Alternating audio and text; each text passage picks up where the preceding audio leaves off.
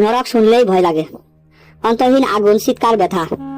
কিন্তু প্রশ্ন হলো, নরক কি বাস্তব, নাকি এটা শুধু ভয় দেখানোর জন্য ধর্মীয় গল্প?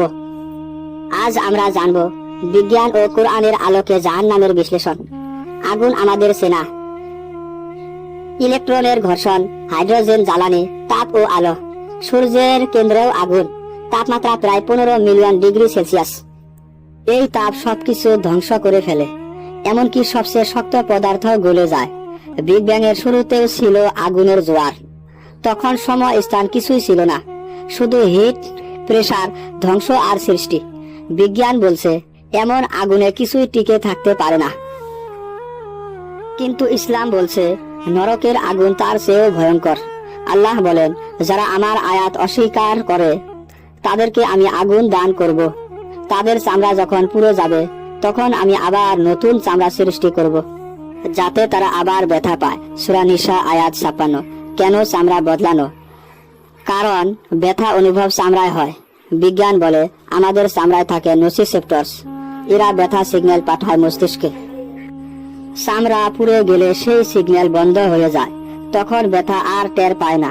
কিন্তু কোরআন বলছে আবার নতুন চামড়া সৃষ্টি হবে, মানে ব্যথা আবার শুরু হবে।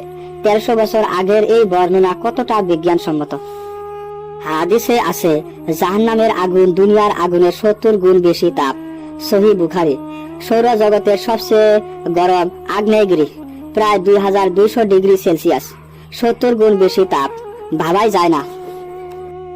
এটা কি শুধু ভয় দেখানোর কথা, নাকি ভবিষ্যতের এক বাস্তব সতর্কতা?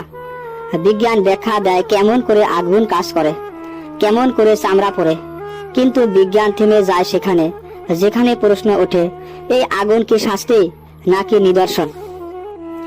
এটাই কোরআনের জাদু, বিজ্ঞানকে ছাড়িয়ে গিয়ে সত্যের পথ দেখায়। আজ আপনি জানলেন নরক কল্পনা নয়, বাস্তব।